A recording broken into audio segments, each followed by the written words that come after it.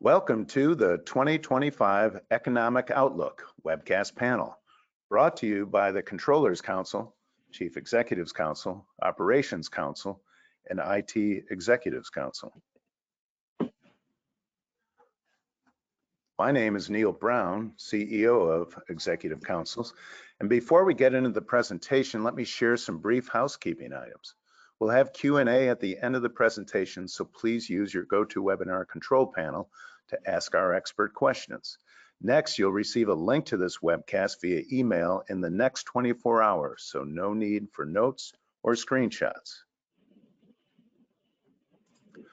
So let's take a quick look at our agenda. First, we'll share a word about our sponsors. Next, I'll introduce our speaker and subject matter expert. Then we'll get right into our presentation, the 2025 Economic Outlook.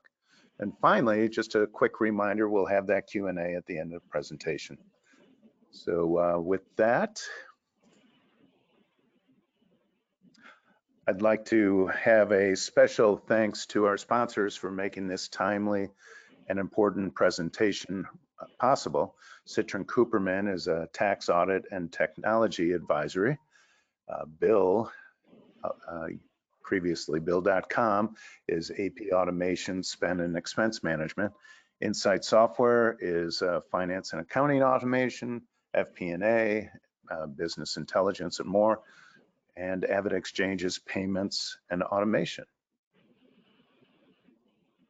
So with that, I'm very pleased to introduce our speaker and nationally recognized economist, Curtis Dubay, Chief Economist of the U.S. Chamber of Commerce.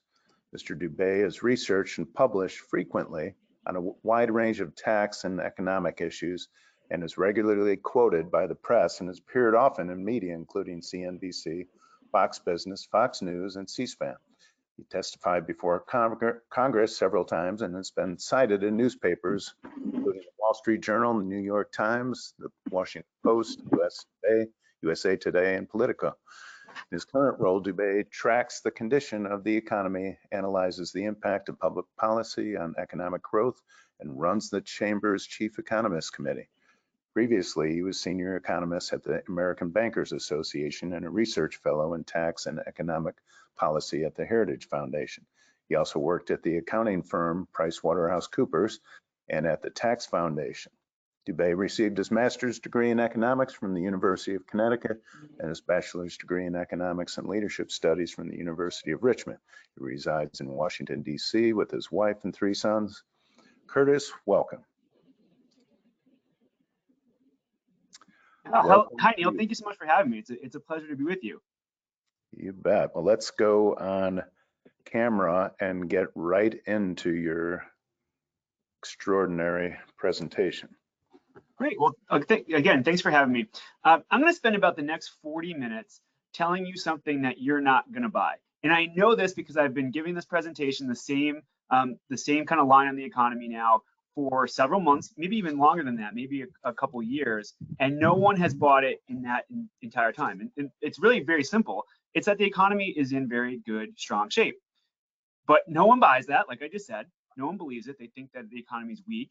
And I had to say there's good reason for that. There's good, strong reasons why they feel that way. But it doesn't change the facts on the ground, which are that the economy is doing very well. It has been doing well for a couple of years now, and it's going to continue to do well for the foreseeable future. In fact, it might even pick up strength in 2025, as I'll explain as we go forward. Before we start really getting into it, I just want to mention that Neil has the slide deck that you have that we'll go through today. It's available for all of you. You can take it, use it, send it around. Each of the slides, if you go into the notes view on the slide deck, is annotated with extra analysis and data. And again, it's for you to use, and I update this pretty regularly. Every time a new data point comes out, I update the chart and the analysis. So if you ever need it in the future, just let me know, shoot me a note, and I'm glad to share it with you. Okay, with that, your sources listed there too, so which is helpful. Yes, exactly. So let's jump into it. The first slide, you'll see what the economy's been doing over the last several quarters, and what you see is really, really strong growth. Keep in mind as you look at this that the U.S. economy's long-term growth potential, how fast and how strong it can grow based on the number of people we have, our population, and our capital, how much stuff we have to make goods and services. Well, in the long run, the U.S. economy generally will grow about 2% based on those factors. We are growing well above that. Last year, we grew in 2023. Well, I shouldn't say last year. We're now in 2025. So in 2023, we grew right at 3%. The last 2 quarters, we've been above 3%. For the fourth quarter, this is probably a little outdated. We're tracking closer to 3% for the fourth quarter. When all is said and done for 2024, I expect the economy to have grown between 2.5% and 3% for the year. That is really, really strong. And here's the thing to remember. So I said that the economy is going to continue to be good. And the reason I say that is that economies U.S. economy particularly, doesn't change trajectory very quickly. It's like a great big aircraft carrier. It takes a lot to turn around. It can speed up, it can slow down, but it doesn't change direction. So the economy is going to continue to grow until something fundamentally changes its trajectory. There's a lot of things that can do that, and I'll go through those at the end, but the economy is going to keep chugging along, and it's going to keep growing at a pretty robust pace. As is always the case, the U.S. is the envy of the world. Every other country would gladly change positions with us. They would gladly take our growth rate, our unemployment rate, our inflation rate, our interest rates, you name it, they would gladly trade places with us. We are very much the envy of the world. Now, I get this question a lot, which is, how long can the U.S. remain the global reserve currency? And my answer to that is only for the rest of my lifetime, my children's lifetimes, their children's lifetimes, and probably their children's lifetimes, which means for a very, very, very long time. No other country can compare to us when it comes to things like we have the strongest economy. We have the biggest, deepest, most actively traded financial markets. We have the most established judicial system to adjudicate disputes. And then we have, all evidence to the contrary, the most stable political system. No country can hold the candle to us on any of those 4 things, never mind all 4 of them together. So the U.S. is going to remain the global reserve currency for a very, very long time. And as again, is always the case, we are the envy of the world. Okay, so with all that, again, like I said, no one really buys that. So it kind of leads to the question of I'm telling you the economy has been growing really strongly. How has that been the case? And the answer is consumers. Consumers have been spending more and more month after month ever since COVID. And you can see here, this is just the last year. Don't look so much at the line. The line is the month-to-month percent change. Look at the bars, up month after month after month after month.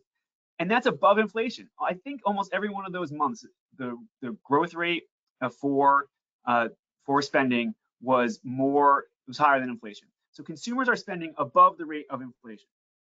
And that's what's driving economic growth.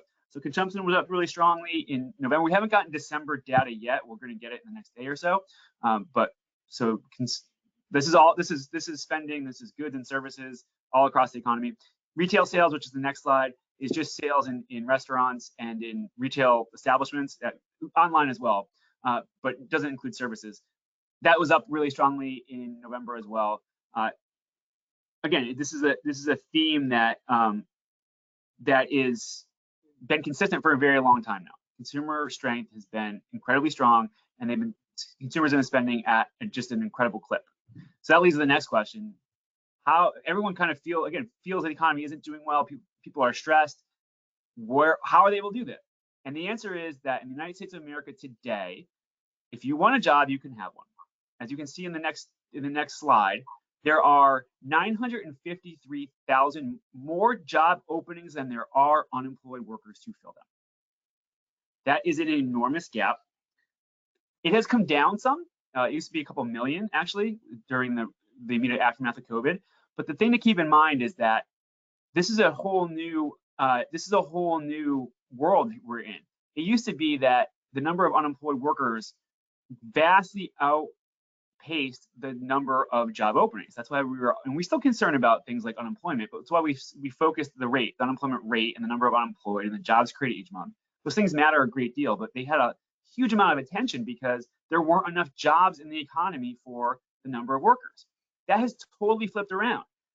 It is now reversed. There are not enough workers to fill the number of available jobs. So even that they're even close, that would have been a historical anomaly. But that job openings exceed the unemployed is really a new world. Now, this is probably not going to change a whole lot. I'll get into that in a second. It might come down, might get closer, but again, that they would even be remotely close is a whole new world. That's going to be as I'll explain, it's going to be a permanent feature of our economy going forward. This is probably the most important economic issue we have for the rest of our lifetimes. Okay, so if you want a job, you can have one, and if you see the next slide, you get a job,